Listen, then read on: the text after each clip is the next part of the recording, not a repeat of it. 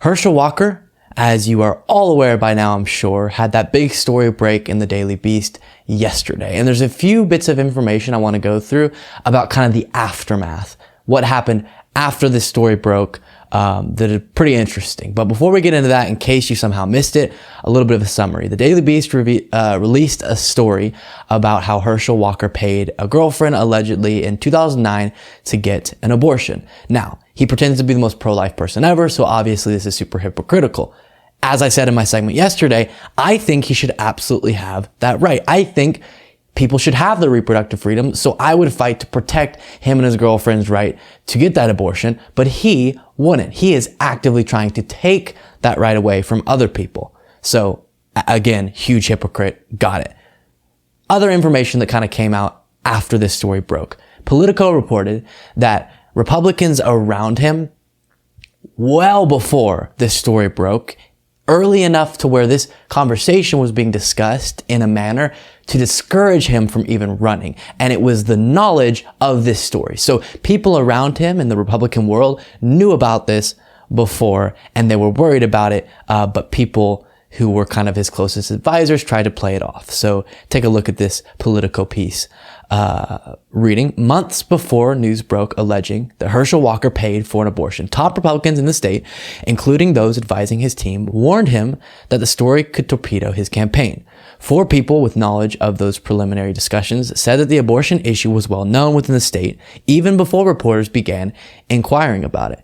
It was brought to the attention of those working on Walker's behalf, in part as a means of discouraging him from running.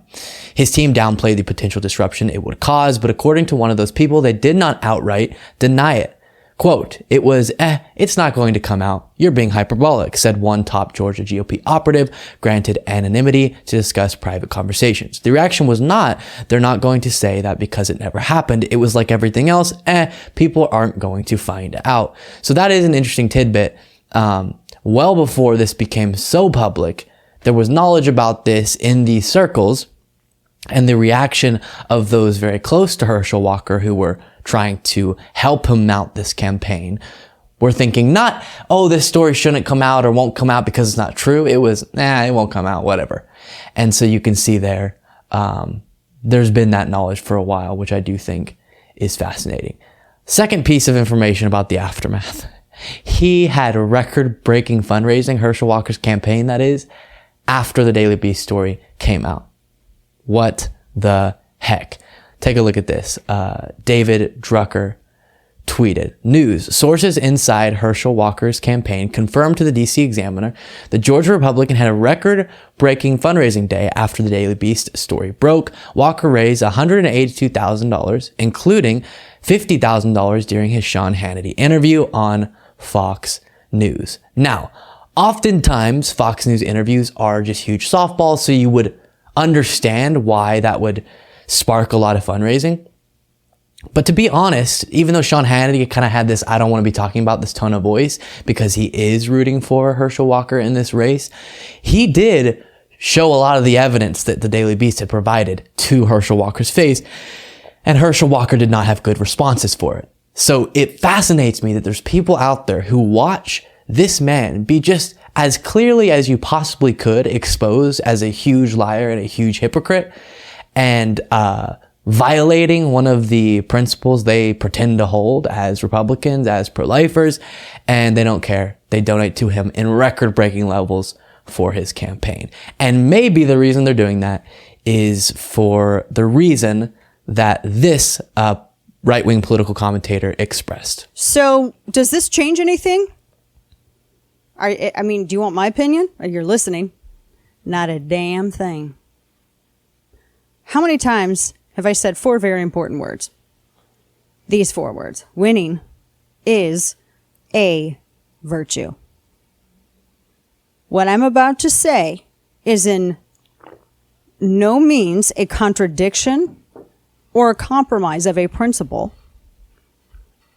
And please keep in mind that I am concerned about one thing and one thing only at this point.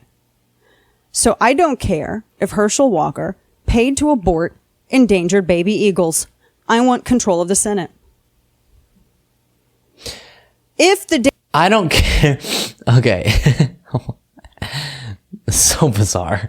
The funny thing is, wait, under your ideology, wouldn't it be better if he was aborting endangered baby eagles? Because that wouldn't be a human baby, and you believe that a fetus is the same as a life protected by individual rights? Anyways, there we go. It matters more, power, winning, than those particular principles or the people representing them having particular values. Now, in a real sense, why does it matter to pick people to represent you in positions of power who are good people? Why does that matter? If they're going to do what you want to do, Herschel Walker is going to vote on anything pro-life if it comes up. He's going to push for those very policies. He's going to likely choose to support judges and all of those things as his position in the Senate, who are pro-life. All those things are still going to be the case. So why does it matter? Well, as we saw with Donald Trump, a lot of people try to wave off all of the character flaws and all of the terrible rhetoric he spewed and all of these things by saying, it's just a stylistic thing you don't like, but I really like his actual policies, or I actually think he's good for the economy, or blah, blah, blah, blah, okay? And one of the things that I tried in my personal life to warn people of is when you see deep character flaws, deep hate, or malicious intent in someone's heart based on the words that they speak or the actions that they take, that's going to manifest itself whenever they have a lot of power at some point in time. And so you can say, I don't really care that this person is a huge liar, or that this person is a huge hypocrite, or that this person did bad things in the past. I just want them to win their seat, get in power, and do what I want them to do. And in a way, that seems logical, because if you care about policy, which you should, maybe that's all you would have to do as far as an equation. But again, bad people will manifest bad material outcomes at some point. And we saw that with Donald Trump. You could say, oh, you're being so hyperbolic for saying that he uses authoritarian rhetoric back early in his campaign, right? Long before 2020. You could say, oh, it's just a stylistic difference that he spews a lot of this rhetoric that seems to be very dangerous and similar to other leaders who have tried to take anti-democratic actions or do certain negative things to the country in which they led. And in the moment, there wasn't actually a lot of evidence to say this is going to translate to a real world harm if you supported his policies. Obviously, I thought his rhetoric and his portrayal of himself as well as his policies were horrible. But some people liked his policies, didn't like the style, as they called it. But then we saw, no, those things matter. Words matter, actions matter, character matters in the leaders that you choose. Because again, it will manifest itself in real world material effects at some point. And we saw that with Trump.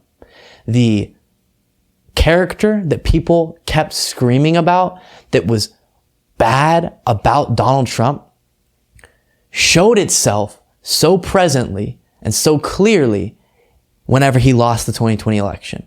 And then we got January 6th. We got a literal coup attempt where people across the country were trying to go to state legislatures, get them to overturn the results in their state, then try to concoct this whole fake elector scheme to try to pretend like Donald Trump actually won the election whenever he didn't, and all these other things. Trump calling up secretaries of state, trying to get them to find votes and make him win their state whenever he didn't, attempting to overturn an election. And now we have a massive portion of our country that literally doesn't believe in our democracy because of one man. Now, a bunch of people partook in it.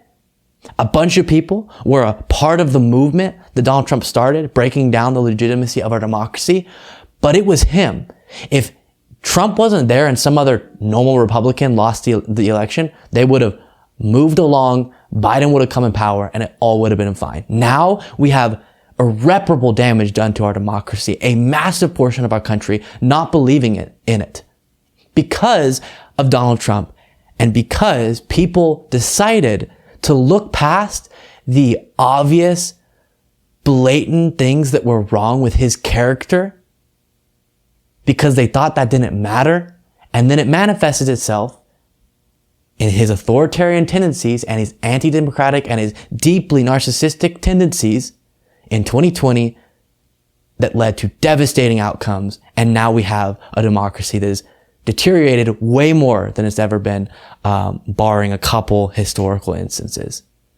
That's real stuff. That is significant. And that is why, connecting it back to Herschel Walker, it matters. When you find out that someone you want to support as a leader is a huge liar, is a huge hypocrite, doesn't stick to the values they pretend to, all those things, it matters. And you can say whatever, it's all about power. It doesn't matter. I just want to win.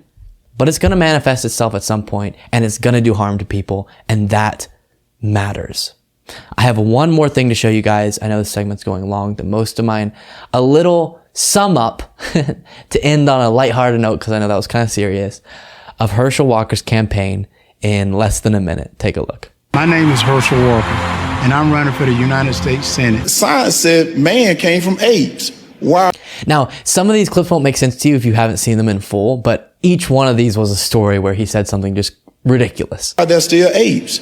Congratulations, not only for the night, but for the great numbers. The Republican Georgia Senate candidate Herschel Walker is acknowledging a second son. One day after acknowledging having a second son, Walker released a new statement today about his additional kids. I have 4 children, 3 sons and a daughter. Our good air decided to float over to China, bad air. So when China gets our good air, their bad air gotta move. So it moves over to our good air space.